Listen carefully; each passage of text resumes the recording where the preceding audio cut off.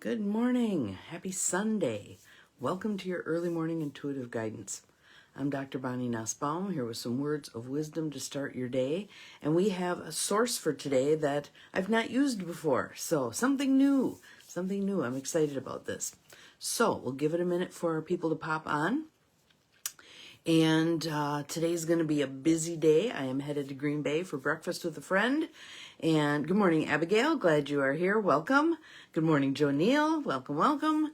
And then I am on my way to Marinette to gather with my daughter and her soon-to-be mother-in-law and stepmother-in-law and plan a baby shower.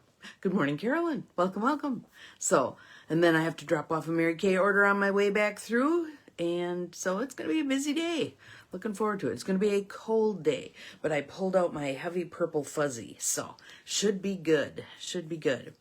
So as I said, we have a new source today for our thought process, which I'm looking forward to sharing with you. Some of you probably have already read this, but this is my first spin through it, and I'm taking my time with it, savoring, as it were.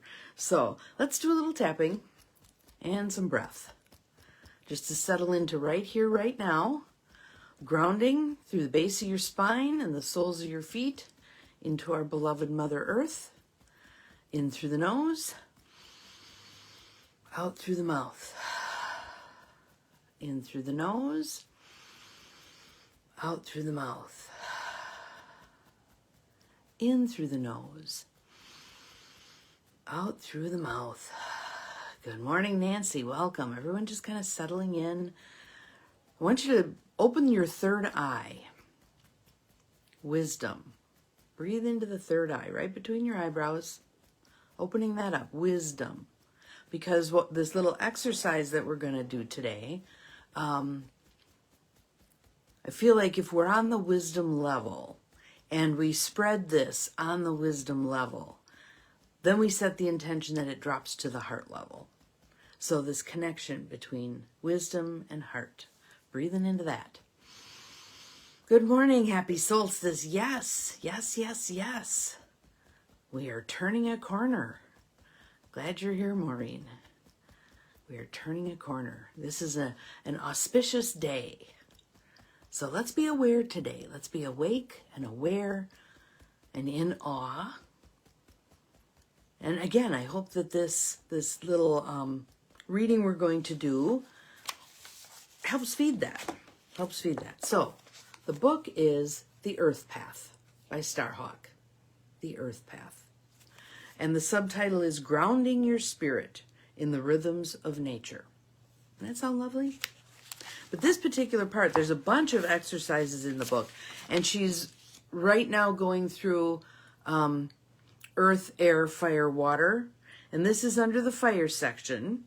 But I love this exercise. And what I love about it is, we're doing good for ourselves and others. Good morning, Beth. Glad you're here.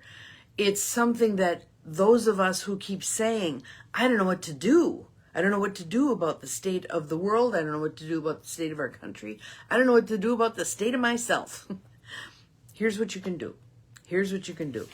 And this is usable wherever. So I'm going to share this little exercise, and then there's a little closure part that I want to offer. And I think it will help you look at yourself and look at others differently. Be looking for the opportunities to do this. So if any of you have the book, it's on page 124. It's in the fire chapter. And it's called Silent Cheering. Silent Cheering, feeding the fire. So, nice deep breath. Opening to receiving. George Lackey, a wonderful nonviolence trainer and activist, tells a story about a time when he was training a group of union officials to be trainers themselves. One of his trainers, Joe, had just set his group to doing an exercise. "What can you be doing while your group is doing their work?" George asked him. "I don't know," Joe said. "You could be silently cheering them on," George suggested. "What do you mean?" Joe asked. He was highly skeptical that silent cheering would affect his group in any way. So George had him sit down on the couch and called the rest of the group over to silently cheer for him.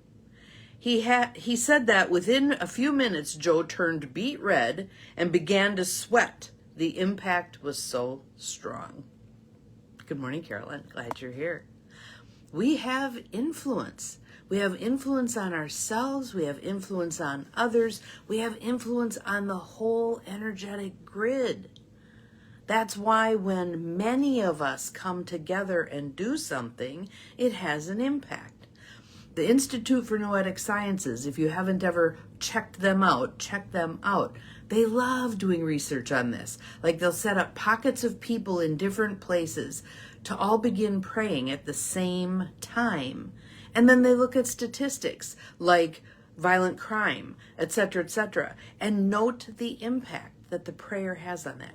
So imagine if all of us sent loving kindness where it needs to go. We all know where it needs to go. We start at the roots. We start at the obvious. Send the loving kindness there. Is that going to be a challenge for a lot of us?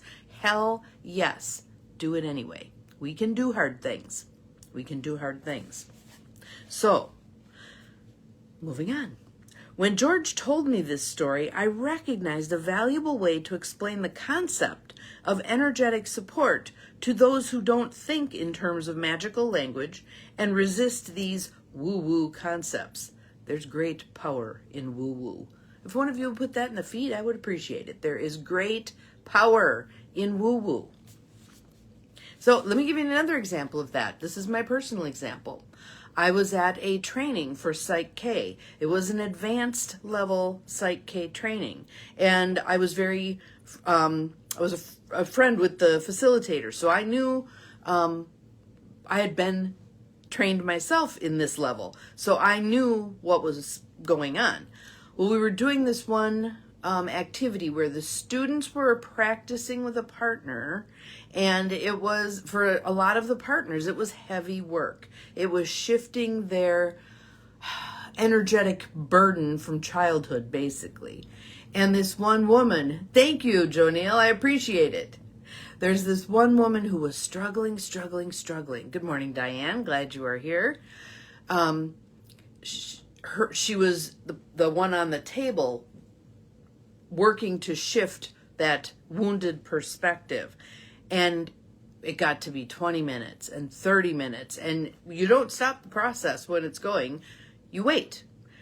And the facilitator walked over to me and said, will you just send energy to her on the table?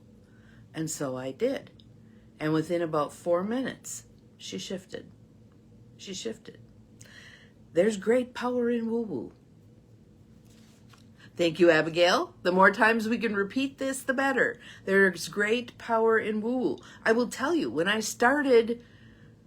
went to my first Psych K training, it had been 1.5 years of the local facilitator bringing it up every time he had a training. You need to come. You need to try this. And I had tools I was already using, which I thought were fantastic, and they are. I just didn't resonate with Psych K. The name sounded clunky. It's just like, meh.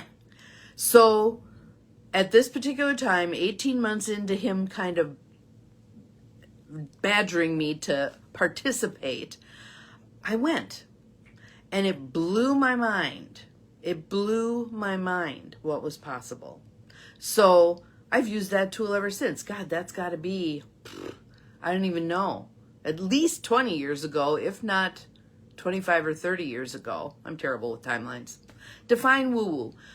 Woo-woo to me is anything that's outside the realm of logic. Anything that you can't explain. Indigenous people use a lot of woo-woo. Those of us who would call ourselves healers use a lot of woo-woo. It's things that are not necessarily currently explainable. Do I think it's all explainable? Absolutely. We just aren't there yet. Energetic connectivity, yes. Intention, magic. Let's see, what else would I put in that? The setting of intention, I think, is a huge one.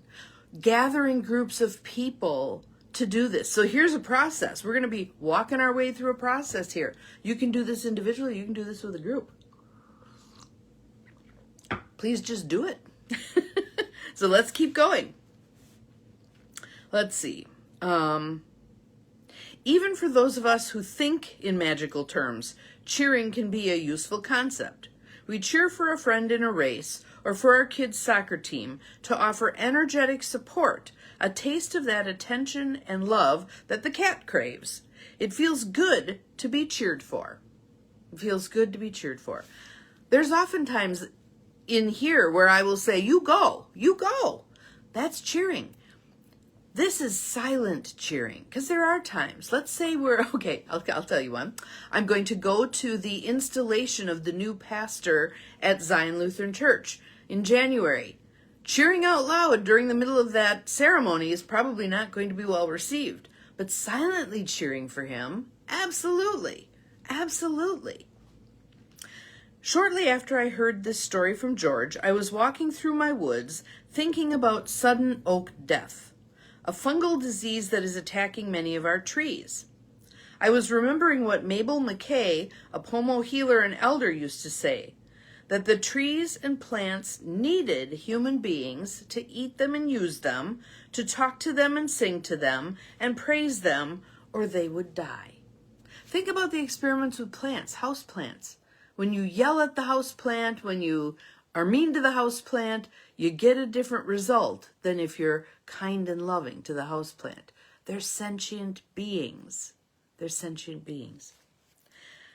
Our afflicted tan oaks were one of the favorite foods of the pomo, but now their acorns mostly go ungathered. Lumber companies think of tan oaks as weed trees, something to be gotten out of the way so they don't compete with the more valuable conifers. Yes, it feels good to be cheered for.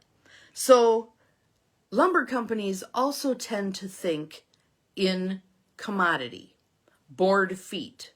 They don't look at, let's say, an old growth forest and say, look at all the sentient beings here. But I will tell you, yeah. When I walked through the redwood forest, they are sentient beings. Oh my God, are they sentient beings? And right now there's threat to many of those old growth forests because the commodifiers are not getting it, what damage they're going to do if they clear cut an entire old growth forest. So here's another one. Send the energy. Speak up. All of these things that are at risk for being rolled back, speak up for them. Speak on their behalf. Are there some who aren't going to listen? Yes. But there are others who will listen. So be loud. Be loud. Do not mess up our waters. Do not mess up our forests. Do not mess up our air.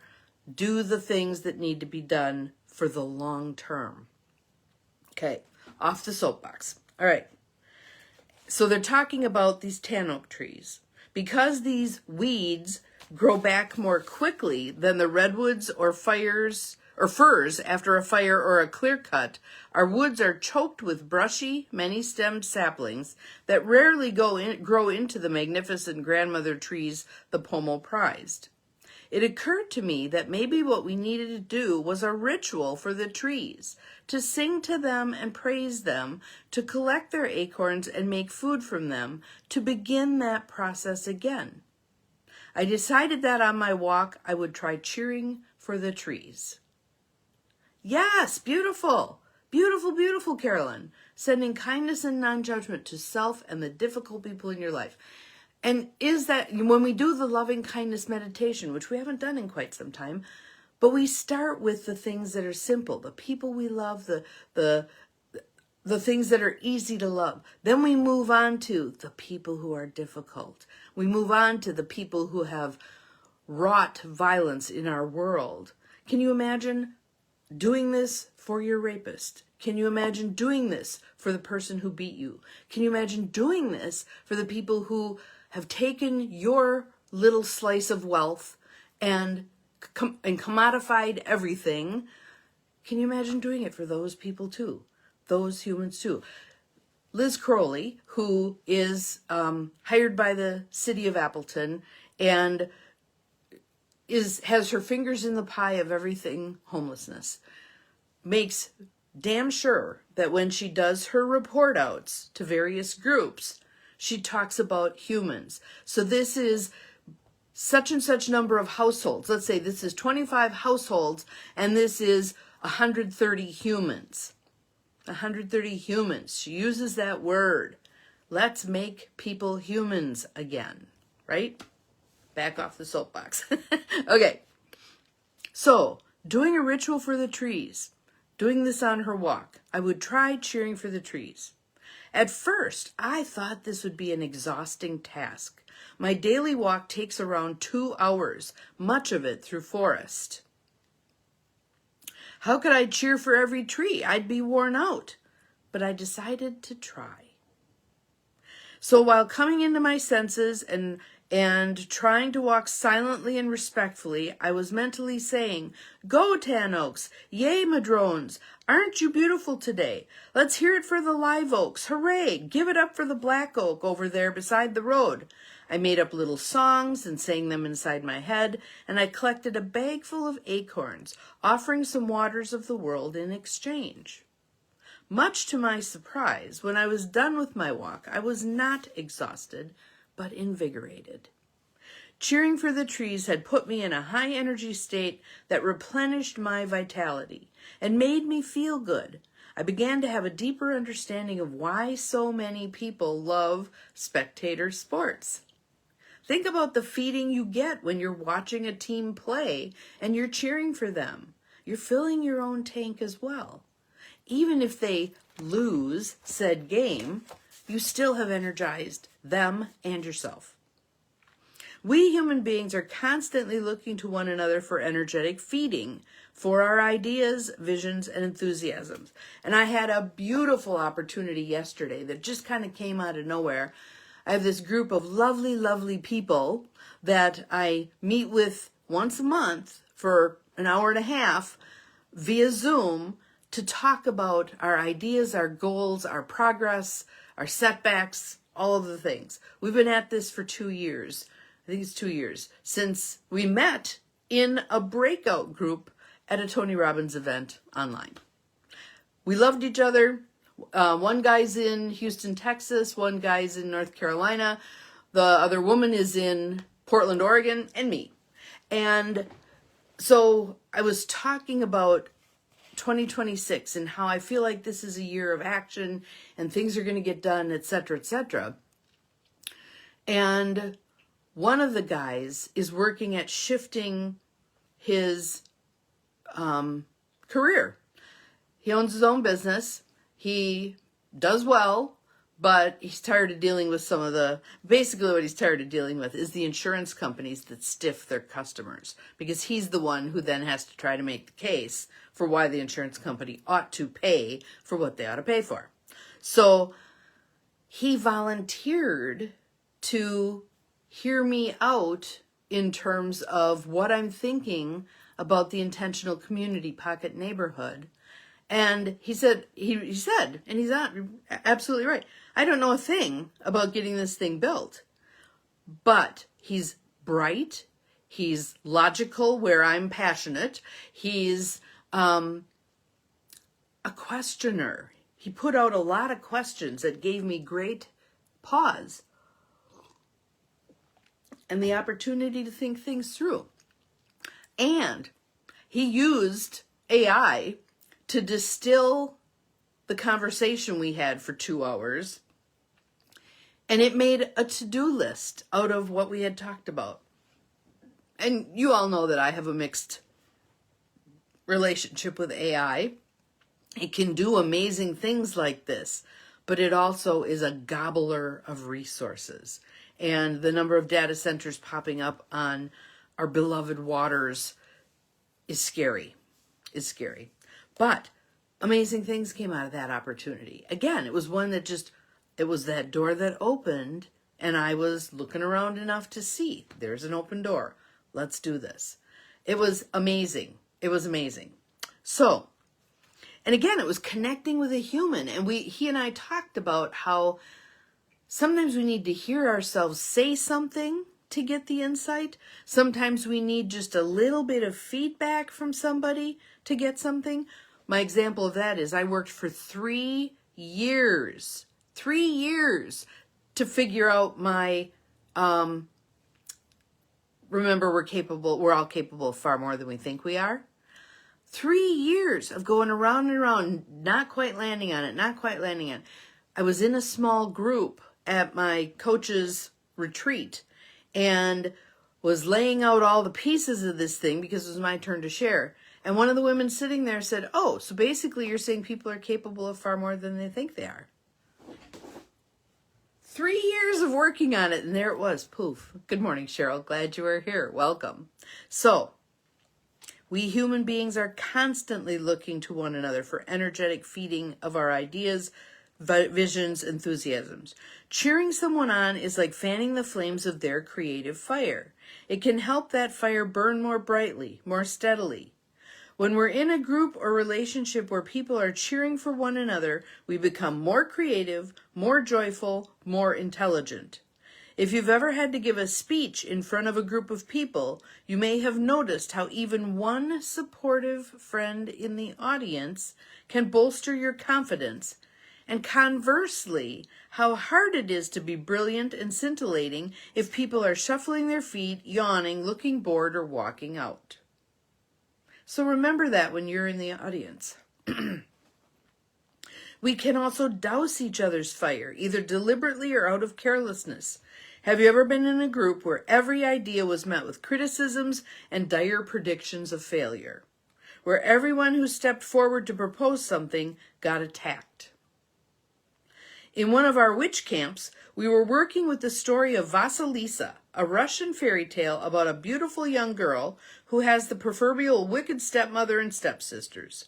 At one point, these nasty relatives put out every fire in the house so that Vasilisa would be forced to brave the fearsome witch Baba Yaga to get fire. In one nighttime ritual early on in that camp, when everyone was joyfully dancing around the fire, 2 priestesses, acting as the stepsisters, suddenly threw buckets of water all over the flames. As the fire hissed and steamed, we all stood around it in shock. They cried out, "Vasilisa, you stupid girl, you've let the fire go out." Throughout that week, we went on to reflect on the ways in which we put out each other's fire. When we recognize subtle energies, we become responsible for the kind of energy we are putting forth in our community. The things we do and say about each other create a subtle energetic field that either supports our work and our relationships or undermines them. How many of you are squirming right now? I know when I read that, I started squirming. It's like, oh, I've been that person who's said, yeah, but what about this? And how are you going to address that? And in a way that isn't supportive. Support the person and the idea first. Mary Kay used to say, if you have some criticism, layer it between 2 heavy layers of praise. So you're doing fabulously. This thing is wonderful. Blah blah. This was a brilliant idea. Very out of the box thinking. Help me understand how you want to address this piece. Fabulous, wonderful, great. You get it, right? That's extreme, but you get the idea. Don't ick on someone else's wow. Support their wow. And we can deal with the icks as they come along. Okay? Malicious gossip, backbiting, unsupportive criticism, and mean-spiritedness douse even the stoutest fire. And because a fire takes energy to build and maintain, such negativity is wasteful of the community's resources. It's like using electricity not just to keep the radio on all the time, but to keep it tuned to an irritating and distracting station. Anger and conflict don't necessarily douse a fire. Conflict is part of all human relationships, but we can have conflicts, arguments, and disagreements that strengthen rather than undermine the underlying relationships. When anger is directly and cleanly expressed, it can be a bright flame of its own, healing and strengthening a relationship. But when anger festers, when we chew over our grievances like old bones without expressing them directly, when we meet others with sullenness or resentment, and I'm going to add in there, when we talk to a third party but don't address the person we have the issue with, we douse not only their fire but our own. Okay? So, the activity that they did was they made 2 lines of people, and you're facing your person, and you reach out and you shake hands with your person. And what you do is the first person, the person who's going to be doing the work, grounds and centers themselves, so they're coming from a powerful place. They think about something they're passionate about, and then they begin to talk to their partner from that place of passion. The other person is prepared to ignore, ridicule, or attack. And think about that. Even just ignoring. Don't make eye contact, sigh a little bit, play with your phone, all the things people do, right? Right? And then they ask, you do it for 3 or 4 minutes, and then you debrief the group. How did it feel to be ignored, ridiculed, attacked? How did it feel to be the ridiculer or attacker? Basically, what they both say is loss of energy. Loss of energy, right? Then you go back. Well, then you switch partners. So the other person comes up with their passion thing. So for me, of course, it'd be talking about the pocket neighborhood. And the roles are reversed. The other person then does the silence, the criticism, the boredom, all the things, and they talk about it again. Then go back and do each direction with the silent support. Could be nodding, could be thumbs up, whatever. Silent support, eye contact. And then talk about how is that different? How was it to be energetically supported? Do you even just have someone lean in a little bit when you're talking about something that's important to you, right? What happened to the passion or the idea? Did other ideas begin to come just because of that silent support? I'm going to challenge all of you. Practice this if you've got grandchildren. Practice this with your grandchildren. Yes, you hurt yourself too. Practice this with your grandchildren when they're talking about whatever it is. So now I want to find this little ending part here. Let's see. There we go. Energetic support, cheering each other on, is one of the simple but powerful ways we can honor the great creative forces in the universe in our own groups. Besides the sun, our creativity is the other essentially unlimited resource on the planet. Whenever we support and feed each other's creative fire, we increase the abundance of the planet. So I'd love to have you post in the feed right now who you're going to talk to, who you're going to practice this with, what you're going to practice, what you've learned, what little piece you're going to take with you. What's your nugget of gold out of this? I'd love to have you put it in the feed. Because again, one of the things that happens on Facebook in particular is people scroll. They scroll, they scroll, they scroll. If they find something that has a long list of comments, they're far more likely to stop. I wonder what they're talking about. Fear of missing out, right? They might actually watch the video. They might actually decide that they don't, I've got a quote sitting here, you don't need mastery, just willingness. They might decide they're willing to try this with some people. Imagine if you're a manager and this idea comes up, silently cheering your team. Imagine how things can change. So, this is, oh, and we've got my number 8 on there. Infinity. Love that. That's my favorite number, 8. So 8 of you watching right now. There'll be, 100 or so by the end of the day. I challenge all of us to take this idea forth. I'll have opportunities today for sure to do this. And in particular, I'll have an opportunity with my daughter with her baby shower because she's so anxious about this that she's already planned a bunch of it. She can't stand, I think part of it is she's afraid, she doesn't feel worthy to have people support her and love her. So, this will be an opportunity to cheer on what she's done. Let her know our willingness to be of support to her. See if we can encourage her to ask us for what she needs. She did ask me because I said, do you have someone in mind for writing down the gifts?